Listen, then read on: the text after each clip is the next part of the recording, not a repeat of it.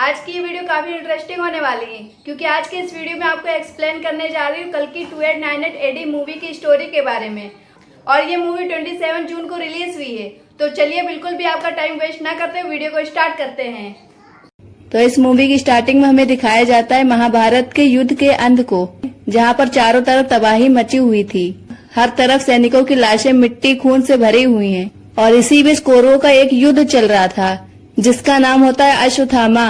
And अब अश्वत्थामा इतने गुस्से में होता है कि वह अर्जुन के बेटे अभिमन्यु की बीवी उत्तरा के गर्भ में पल रहे हैं। बच्चे की तरफ एक ब्रह्मास्त्र चला देता है और इसे देखकर हम समझ पाते हैं कि उन्होंने ऐसा क्यों किया, और इसके बारे में हम एंड में बात करेंगे। तो बात कर लेते हैं कृष्ण की। अब कृष्ण भगवान भी अश्वत्थामा के इस एक्ट से बहुत ही गुस्से में थे। कृष्ण भगवान अश्वत्थामा के माथे की मणि को निकालते हुए उसको श्राप देते हैं कि वो मरेगा नहीं, सड़ेगा, उसके शरीर को कीड़े खाएंगे, उसके माथे से खून बहता रहेगा लेकिन उसका कोई भी घाव भरेगा नहीं। अब उसको इंतजार करना होगा कलयुग के अंत का, जब पाप बढ़ जाएगा और पुण्य बिल्कुल नहीं बचेगा, और तब जाकर वो अपने 10वें अवतार में जन्म लेंगे। और इसीलिए उसने आज एक गर्भ को उजाड़ने की कोशिश करी है। एंड वैसे भी फ्यूचर में उसको उस लेडी का गर्भ बचाना पड़ेगा जिसके अंदर उनका 10वां अवतार पलेगा, और तभी उसका यह श्राप खत्म होगा। एंड यह जो मणि होगी यह खुद पे खुद उसके पास पहुंचकर चमकेगी, उसे इशारा करेगी कि हाँ वक्त आ चुका है। एंड इसी के बाद कहानी आती है प्रेजेंट में, जिसके बाद हमें दिखाया जाता है 2898 AD में, यानी कि महाभारत के समय से आज तक कुल मिलाकर 6000 वर्ष महाभारत हुई थी। 3102 BC में ये कहानी है। 2898 AD का टोटल होता है 6000 वर्ष, जहाँ हमें 2898 AD का समय दिखाया जाता है। 3102 BC में ये स्टोरी है। एंड जस्ट इसके बाद हम देख पाते हैं एक ऐसी धरती को जहाँ सब कुछ तबाह हो चुका है, चारों तरफ सूखा पड़ा हुआ है, वहाँ पर कुछ भी नहीं बचा सिवाय दुनिया के सबसे पहले और सबसे आखिरी शहर काशी को छोड़कर। और बस यहाँ पर राज चलता है तो बस सुप्रीम रूलर यासक का, और या फिर ये कह सकते हैं कली का। अब यहाँ पर एक मेगा स्ट्रक्चर बनाया गया था जिसको कॉम्प्लेक्शन का फायदा है। और ये जो टाइम है ना, ये एक ऐसा टाइम है जहाँ पर इंसानियत खत्म है, पीने को पानी नहीं है, खाने को खाना नहीं है। बट एक बात है, टेक्नोलॉजी बहुत ही ज्यादा एडवांस है, यानी कि फ्लाइंग कोर्स, ग्रेविटी को मार देने वाले डिवाइसेस, रोबोट और बहुत कुछ हैं। और इसका मतलब अभी के वक्त में जो कुछ भी आप इम्पॉसिबल सोचते हैं वो इस वक्त में बिल्कुल पॉसिबल है, और यही कॉम्प्लेक्टेड है। और ये लोग कुछ पॉइंट्स इकट्ठा करते हैं और किसी के पास 1 मिलियन पॉइंट्स है तो वो पैसा मान सकते हैं। एंड साथ ही हमें यहाँ पर ऐसी टेक्नोलॉजी भी देखने को मिलती है जहाँ किसी भी इंसान के ऊपर आप स्कैन करोगे तो उसका पूरा डाटा मिल जाएगा, उसके पास कितने पैसे हैं, वह क्या क्या करता है और वो क्या करने वाला है, सब कुछ यहाँ स्कैन करने पे पता चल जाता है।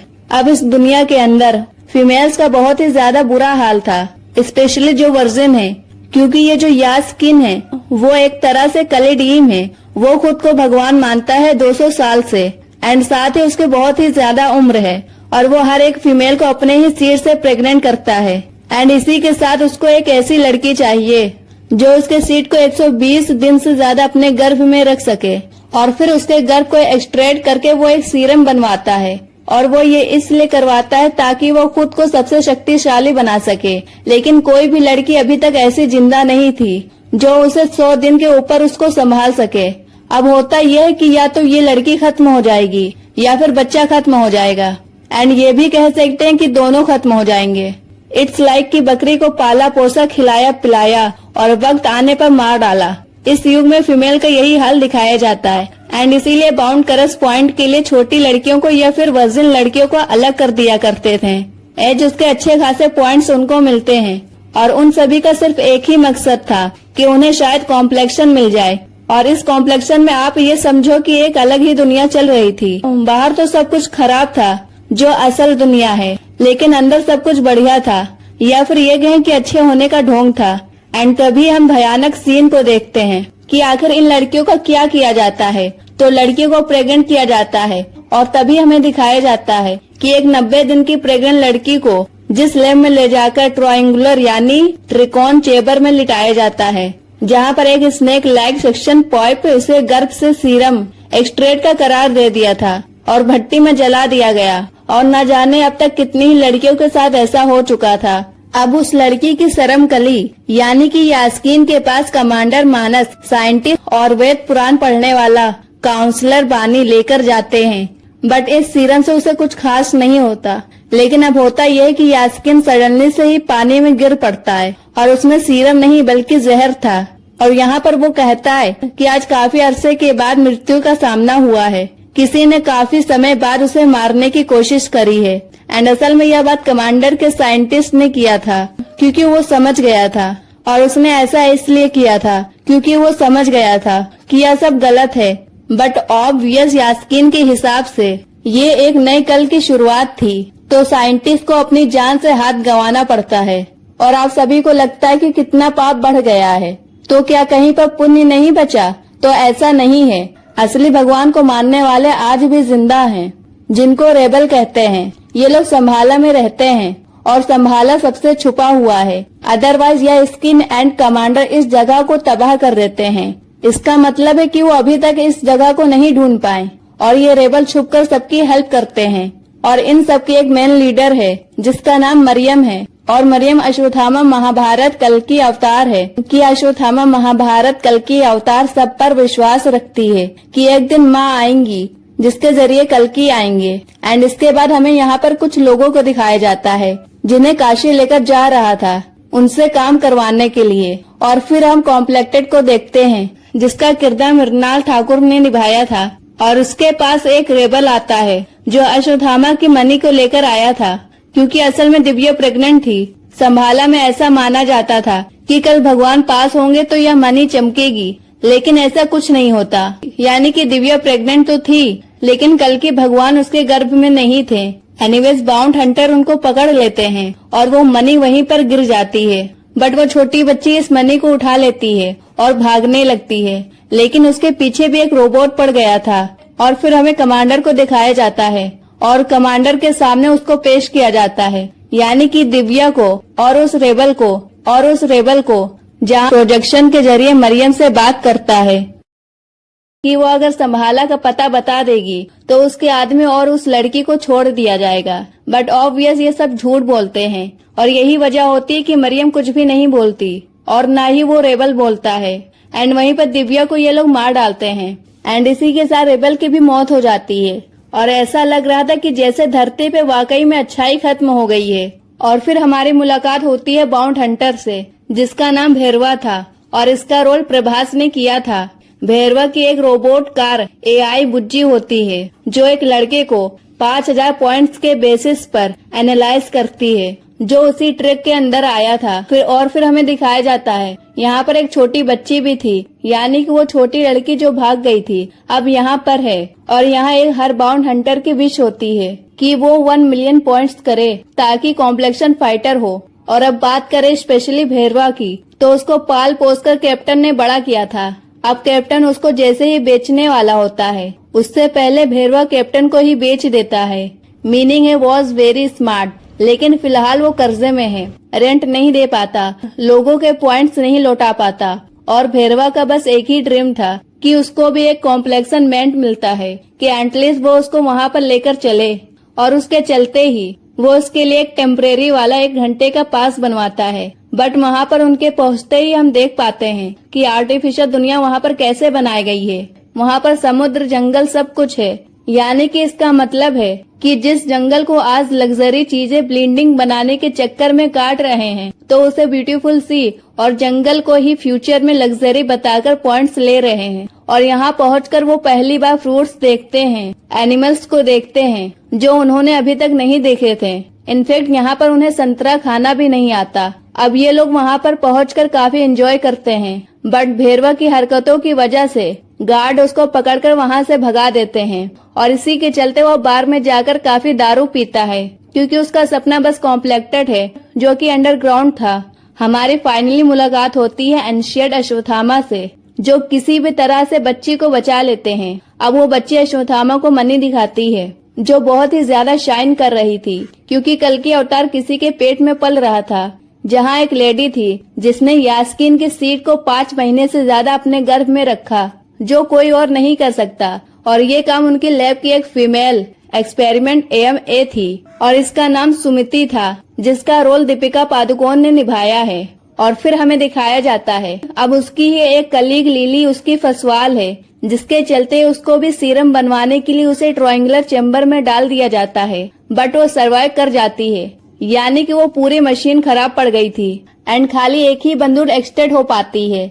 अब इसके चलते होता ये है कि पूरी जगह की लाइट चली गई थी और सडनली मशीन खराब हो गई थी। अब इनको एक्सट्रैक्शन के दौरान महाभारत का एक बहुत ही डेंजरस हथियार मिलता है, जो अर्जुन के धनुष का था, और वो सडनली से ही एक्टिवेट हो जाता है। उसको कोई भी छू नहीं पा रहा था। काउंसलर बानी उसको हाथ लगाने की कोशिश करता है, बट उसको बहुत तेज झटका लगता है। वो कम से कम 20 फीट दूर जाकर गिरता है। बट वहीं हम देख पाते हैं कि लिली ने यहाँ पर सुमिता को बचा लिया था, क्योंकि असल में वो रेबल ग्रुप के सीक्रेट सपाई थी और 2 साल से यहाँ पर वो छुपकर सब कुछ देख रही थी। और वो ऐसा इसलिए कर रही थी क्योंकि उसको एक सीक्रेट प्रोजेक्ट के बारे में पता लगाना था, जो यास्कीन कर रहा था, यानी कि वही प्रेग्नेंट लेडीज वाला। एंड उसको लगा था कि सुमिता को बचाना जरूरी है, और इसी के साथ वो उसको एक सीक्रेट रास्ते पर जाने के लिए कहती है, क्योंकि टनल के दूसरी ओर उसके आदमी वहाँ पर वेट कर रहे थे। और इसी के साथ हमें देखने को मिलता है कि अश्वत्थामा अब मनी को एक्सपेक्ट कर पाता है,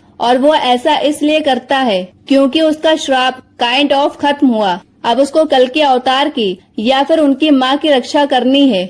यानी कि सुमिता की अचानक से अश्वत्थामा के सारे जख्म भर जाते हैं और वह बिल्कुल ठीक हो गया था। और फिर सीन जाता है सुमिता के पास। अब सुमिता टनल से बाहर जाने लगती है, बट चारों तरफ आग वाले सेंसर्स होते हैं जो उसको तुरंत ही पिघला देते हैं। और इसी वक्त हमें दिखाया जाता है भगवान श्री कृष्ण की शक्ति को, बट उससे कुछ नहीं हो पाता। और हम यह भी देख पाते हैं कि भैरवा के साथ भी कुछ डिफरेंट होता है, और उसके पास कृष्णा जी की एक भारी मूर्ति आकर गिरती है, जिसको वह देखते ही संभालता है। बट ऐसा सिर्फ हम देखते हैं कि वह कृष्ण भगवान थे, उसको इशारा देते हुए। और भैरवा भी यह फील कर पाता है कि कुछ तो डिफरेंट हुआ है। एंड वही काशी के सभी लोग देख पा रहे थे कि वहाँ पर कुछ न कुछ अलग है। एनीवेज अब लिली के जो रेबल वाले लोग थे वो बाहर वोट कर रहे थे, बट हमें दिखाया जाता है लिली ने खुद की कुर्बानी दे दी। अब इन रेबल के अंदर 2 लवर्स होते हैं, जिनके नाम अज्जू और कायरा था, और एक का वीर होता है। एंड सुमिता को वो संभालने लगता है।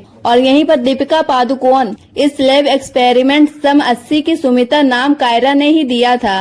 एंड ये लड़कियां मात्र एक एक्सपेरिमेंट के लिए थीं और इनके कोई भी काम नहीं हुआ करते थे। और वहीं हमें दिखाया जाता है कि सुमिता के नाम के बाउंड भी निकल जाती है, जो कि 5 मिलियन पॉइंट्स की थी। और भैरवा भी अब उसके पीछे पड़ जाता है। और इसी बीच होता ये है कि इसी मुठभेड़ के अंदर कायरा मारी जाती है और अज्जू घायल हो जाता है। और वीरन कवु छोटी बच्ची के साथ वहाँ पर आता है और वहीं पर सबको मार देता है। एंड उनके पास एक लाठी होती है, जिसके चलते कोई भी उनको छू नहीं पाता। अश्वत्थामा यहाँ पर 8 फीट से भी ज्यादा था और वो अपनी ताकत का अच्छा खासा प्रदर्शन भी करता है। और फिर सीन जाता है भैरवा की तरफ। भैरवा काफी कोशिश करता है, लेकिन वह भी कुछ नहीं कर पाता। और बस यहीं अश्वत्थामा सुमिता को माँ कहकर प्रणाम करते हैं। उसकी सुरक्षा का एक ही मकसद था। और इसी के चलते ये लोग चंबाला पहुंच जाते हैं। वहाँ पर सडनली बारिश हो जाती है और इसी के चलते मरियम और बाकी सबको यकीन हो जाता है कि हाँ यही माँ है, कल की इन्हीं की कोख से जन्म लेंगे।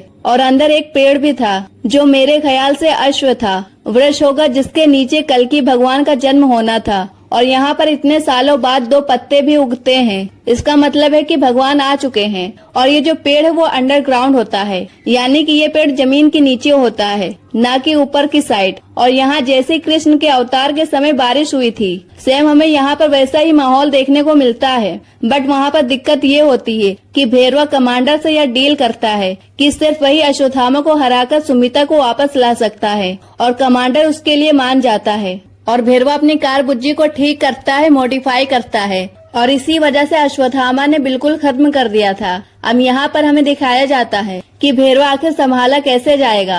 असल में भैरवा के पास एक रेबल होता है जो कि संभाला का पता जानता था, और यह वही लड़का था जो कि काशी वाले ट्रक में आया था।